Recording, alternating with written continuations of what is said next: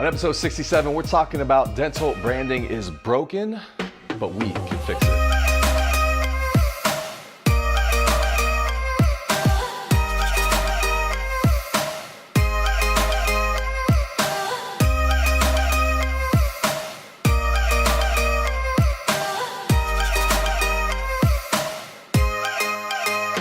Hey everybody, what's up and welcome to the 88 show.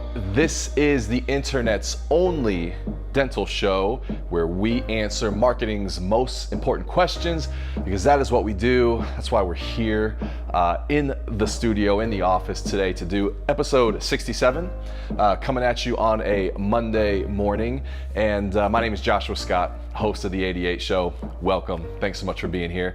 Got a good show for you today.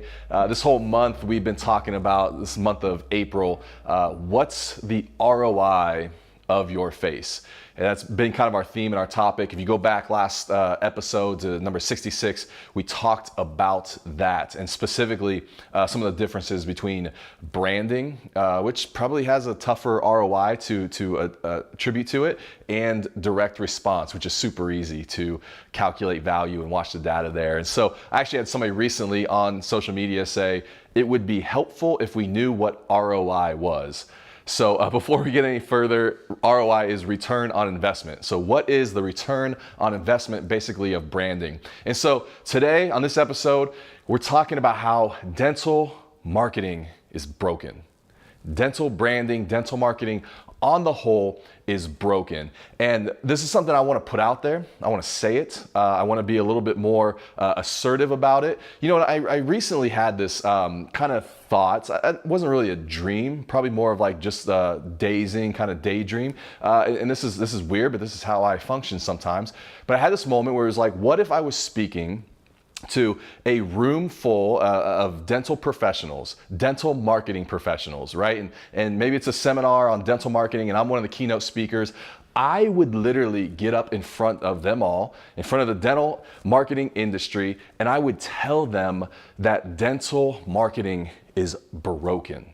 We have broke it. It is dental branding as a whole. It's so bad. And honestly, 3-4 years ago when we started launching this company, that was one of the main motivating factors behind it, is as I got into marketing and started consulting with clients, and I would say, we need to do this, and we need to do that, and we need to do this. They would look at me and say, great, who can do that? And the first year or two, I started to refer all the main companies out there. I mean the big, you want a website, go to this company, they're the best. This company's in the middle. You need SEO, we need this. Here are all the different companies. And in the end, I became so disappointed, not only with the results, but the quality, the responsiveness, the customer service. There are so many companies. I literally just last week was on the phone with a dentist who said, I am paying a company $500 a month for SEO and web updates, and it takes them 2 or 3 weeks to get back to me. And guys, I'm just telling you, it's not okay. It's not okay that we talk about that anymore. That's all the options we have. In the end, dentistry, man, it should be beautiful and it should be inspiring.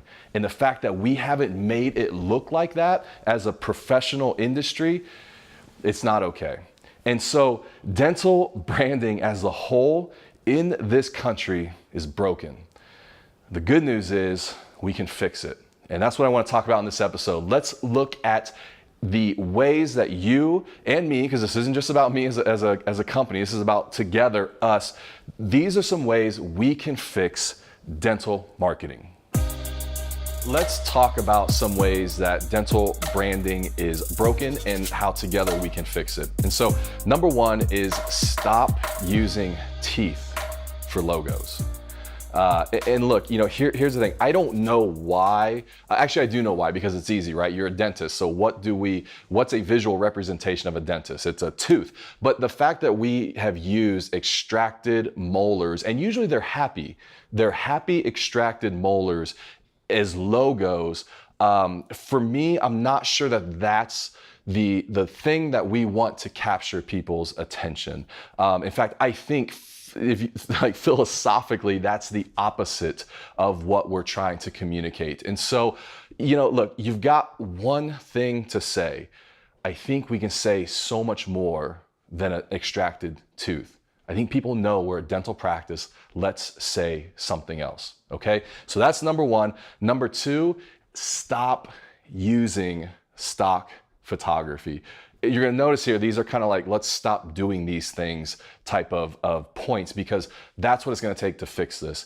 And so again, at some point, we've decided that a website with stock photography online is a good representation of our practice. And my argument is that there are very few other places online that do the same thing. I mean, if you're going to look for a new car, nobody's putting up stock images of that car. That's just not what we are used to seeing. And so I would argue that the public, the consumers, the patients check out when they see stock photography. And again, for a small investment, we have an opportunity to say something that's so much more compelling and to communicate compassion and empathy visually to patients online. Okay. Number three is, let's stop using dumb dental jokes and comics on social media, right? I don't know, like if there's nothing else we get out of this episode, maybe we can all agree right here. Let's stop. There are dental marketing companies out there that are producing this content because they want you to subscribe to it at their $195 a month or their $250 a month or whatever it is. So they are mass producing just generic, basic, #basic content. And as an industry, we're putting it out there. I can't tell you today how many Facebooks, if I just search dentistry, dental offices on Facebook, how many of them are literally posting the exact same piece of content today on Monday. And so we are replicating that.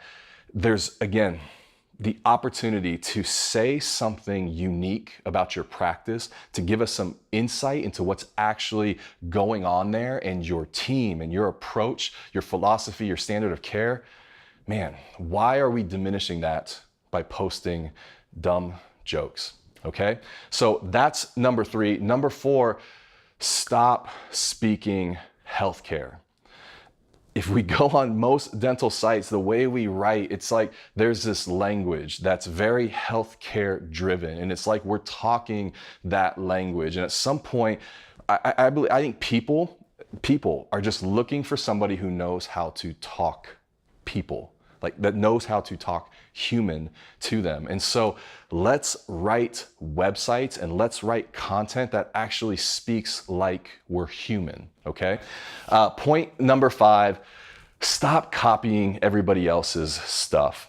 I know that that's like the easy route, and there are some other dental practices out there that are doing some really great stuff, and it's one thing to look at them and go, oh, we can do this better, and to get some inspiration from them. But what happens is when the dental practices in this country all start copying the same websites and all start using the same social media content and all start, using the same stock photography, all of a sudden we're replicating this whole thing. The system was broken from the beginning, but now we keep copying it and it's making the problem worse. So let's stop copying what everybody else is doing. Take some time to sit down and think through what's unique about us, what's our story, what's the message, and then get creative around that, okay? And last, point number 6 is stop taking shortcuts. Stop taking shortcuts. And probably out of everything I see with dental marketing, man, this would be my biggest advice. And I know some of this comes off as like, maybe I'm pointing the finger, like stop. But I'm saying this to our industry as a whole. And honestly, I wish I could just put this in every dental marketing company's Facebook feed over the next few months, because it's really directed at them, but they won't stop unless we do. And so stop taking shortcuts. Stop trying to think you can throw $250 a month or $1,000 or whatever it is at a problem and fix it with a shortcut.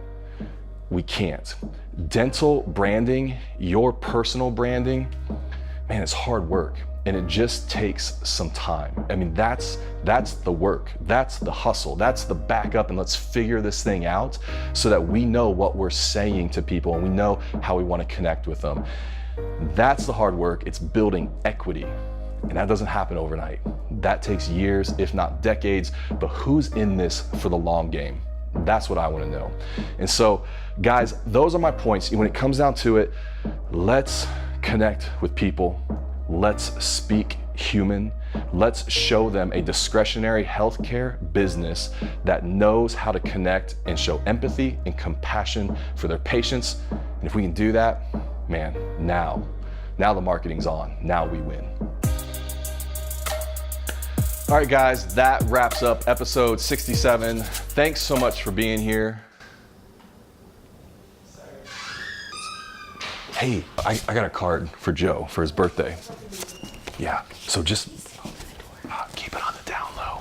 It's Joe's birthday today, so we got him a card that we actually, is he right there? No, okay, we got a cake coming later, a little bubbly. We're gonna pop some bubbly. So that's happening later. So he used the bathroom, so I gotta get the card signed. Shh. All right, guys, that wraps up episode 67. Thanks so much for being here. Really appreciate the attention and the comments that I get week to week. Would love to answer any of your questions. Would love to hear comments about this. I know that there are some of you out there that feel the same way. And I know I talk to practices week to week that just feel frustrated because their hands are tied and they end up in situations with other companies and with suboptimal quality material coming back. And so, question of the episode 67, is your branding broken? And if it is, what can we do to fix it? So guys, thanks so much for being here. More on this topic, this month's featured article, What's the ROI of Your Face? We will link that up. Would love to get your thoughts on it, go a little bit more in depth there. And then also, if you wanna follow me, best place is Instagram. Jay Moore is gonna hook that up right down here at Joshua Scott. Check me out there, follow me. I'll follow you back, promise. And guys, thanks so much. I'll see you next episode.